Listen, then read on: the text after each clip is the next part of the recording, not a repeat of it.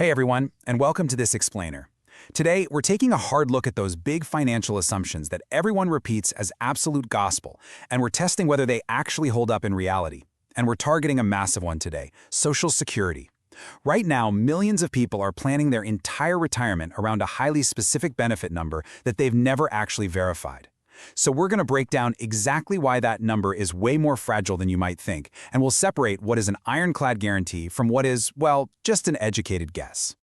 So, quick question for you. Do you actually know your number? And no, I'm not talking about your actual 9-digit Social Security number. I'm talking about that estimated monthly benefit number you can pull up right now on the Social Security Administration's website. You know, the one that tells you exactly how much you can expect to receive every single month when you hit age 67. Millions of us build our whole future around this specific projection, just assuming it's a guaranteed contract. But here's the truth. It's not a promise. It's a best guess, based on assumptions that can and absolutely do change. To really understand why, we need to look under the hood. All right, let's jump right into Section 1, the benefit number myth, and how these calculations are explained. Okay, let's walk through the exact math the Social Security Administration uses here. Step 1. They look at your highest 35 years of earnings. Step 2. They adjust those past earnings for wage growth over time, and they average them out. Sounds rock solid, right? I mean, math is math. But the catch is in Step 3. That formula is applied to a projection of your future income. Think about that. If you're 35 years old right now, the SSA is actively guessing what you're probably going to earn for the next 30 years based solely on what you're making today. Because of that huge guess, your estimate is literally just a snapshot of a moving target. I mean, think about it. If you change careers, take a few years off to raise kids, get some massive promotion, or start a business that totally flops, your actual earnings are going to shift dramatically. Any of those completely normal life events will alter the real number, and sometimes by a lot.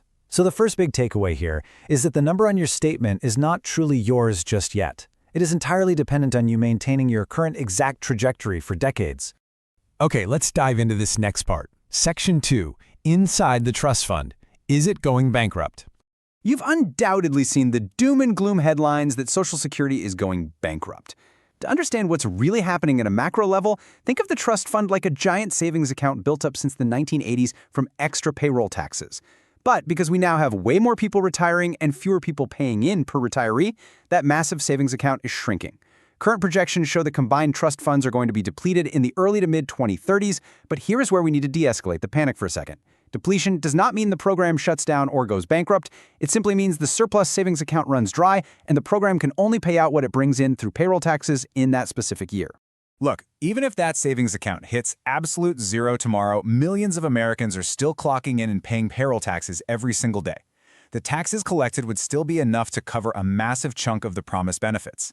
Specifically, current projections suggest ongoing taxes would cover roughly 75 to 80% of scheduled payouts. Think of it as averaging around 78% of the total pie. The remaining 22%? Well, that is the potential shortfall we're looking at. I really want to hammer this point home, guys, because it completely changes how you should view your retirement. Depleted does not mean zero. We're not looking at a scenario where you get absolutely no benefits. We're looking at a real possibility of a 20 to 25% cut to scheduled payouts. Yes, it's a significant haircut, absolutely, but it's not a total shutdown. And remember, that cut only happens if Congress does absolutely nothing between now and the 2030s. Which brings us to Section 3.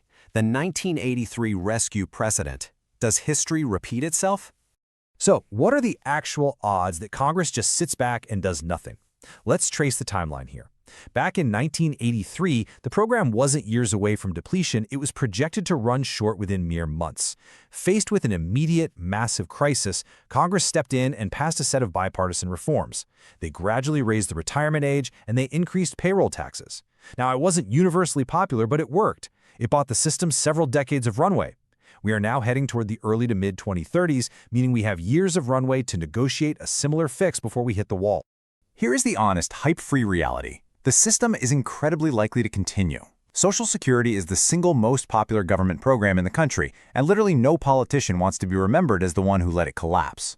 But the exact numbers, meaning how much you get, at what age, and under what tax rules, those are absolutely up for negotiation between now and the day you decide to retire.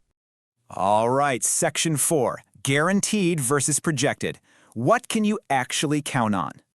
We really need to clearly separate fact from projection so you have a usable, concrete mental model going forward.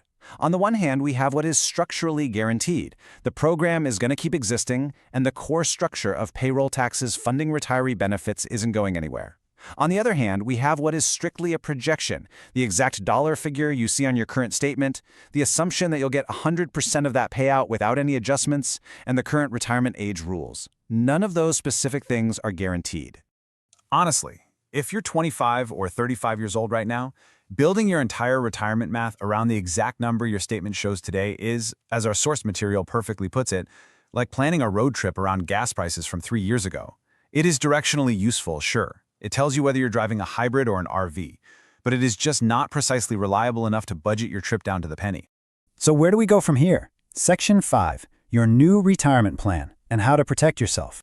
Knowing that the trust fund faces a fixable but very real 20 to 25% shortfall, how do you actually plan around this reality? Well, here are 3 actionable steps. First, treat Social Security as a floor, not your entire plan. It is the safety net underneath you, not the whole foundation. Your personal savings, things like a 401k or IRA, they have to be able to stand on their own. Second, when you look at that estimate, mentally discount it. Build in a buffer for yourself by planning as if you'll only receive 75 to 85% of that current number. That's a much safer bet than assuming perfection. And third, pay attention to policy changes. Tweaks to the tax cap or retirement age are probably going to happen well before we hit that 2030s crisis point. So to wrap this all up, that number on your Social Security statement isn't a lie, but it certainly isn't a guarantee either. It's a projection built on shifting assumptions. Plan smart, build your own foundation, and just use that number as a bonus safety net. Now, I want to hear from you. What other financial safe assumptions are you basing your life around that you want us to test next? Drop a comment, stay curious, and thanks for joining me on this explainer.